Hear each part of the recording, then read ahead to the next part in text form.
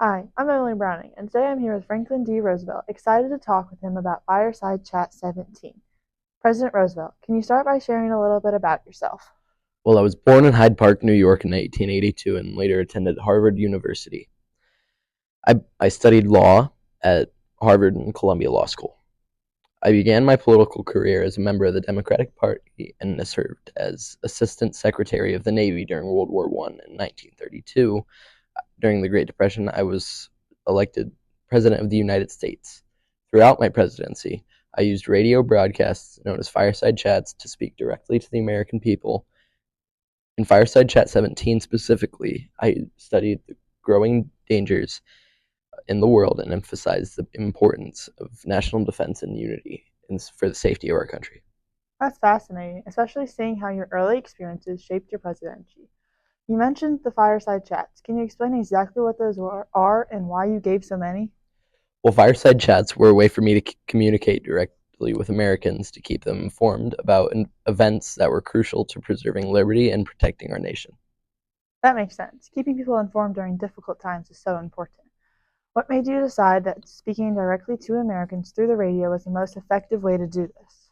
I wanted my Fireside Chats to feel like a one on one conversation. My goal wasn't to push my political narrative, but rather to keep our people safe.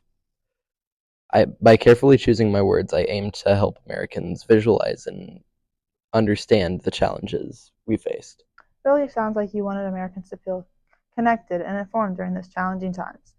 Now that we understand a bit more about what fireside chats are, let's focus specifically on Fireside Chat 17.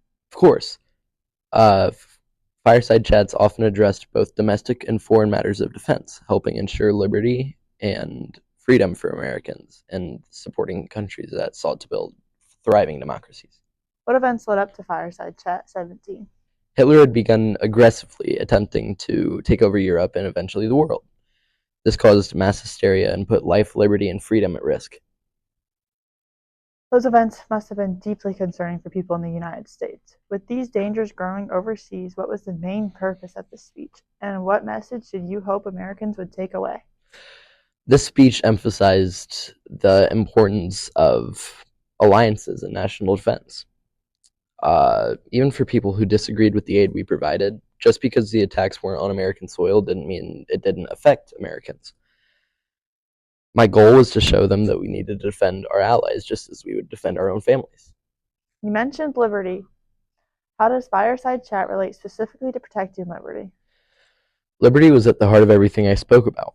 In Fireside Chat 17, I wanted Americans to understand that liberty was not something guaranteed by geography alone. The threats facing democratic nations abroad were also threats to our own freedoms. If liberty was destroyed in other countries, it would weaken the foundations of our own democracy. So you saw liberty as something that extended beyond the U.S. borders. Precisely. Liberty depends on cooperation and shared values among nations. By supporting our allies and strengthening our national defense, we were not only protecting their freedom, but also preserving our own. I wanted Americans to see that defending liberty sometimes requires action before danger reaches our own shores. So you're really trying to convey that even distant conflicts could eventually impact the United States. Yes, precisely. If the fireside chats were meant to feel like honest one-on-one conversations, how did you ensure they inform citizens rather than simply pursuing them to support your policies? I certainly shared my own opinions in the chats, whether I meant to or not, but the choice was always theirs. Americans could listen and follow my guidance if they wished, or they could not. My goal was always to unite Americans and show that together we could defend our nation and protect ourselves as long as they were willing to stand up for that protection.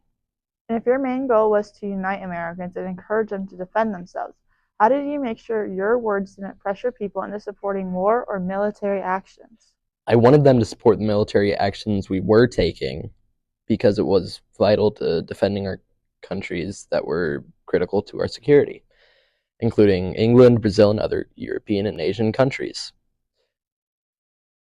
That really puts things into perspective. In your own opinion, how did the fireside chat shape public perspective during these challenging times?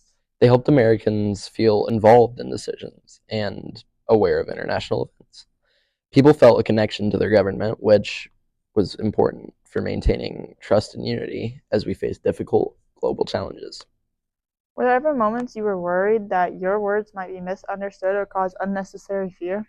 Absolutely. I was always careful with my words because I knew that while I wanted to inform, I needed to avoid creating panic.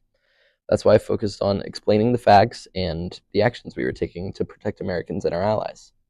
Looking back, do you believe that Fireside Chats achieved your goals of keeping Americans formed and united? Yes, I do. They provided a sense of reassurance and connections, helping people understand that we were acting not only to protect our own country, but also to support freedom and democracy abroad. Thank you so much, President Roosevelt, for sharing your thoughts and experiences. It's been incredible to learn more about your leadership and how you communicated with the American people during these critical times. Thank you, Emily. It has been my pleasure to speak with you and reflect on these important moments in our nation's history.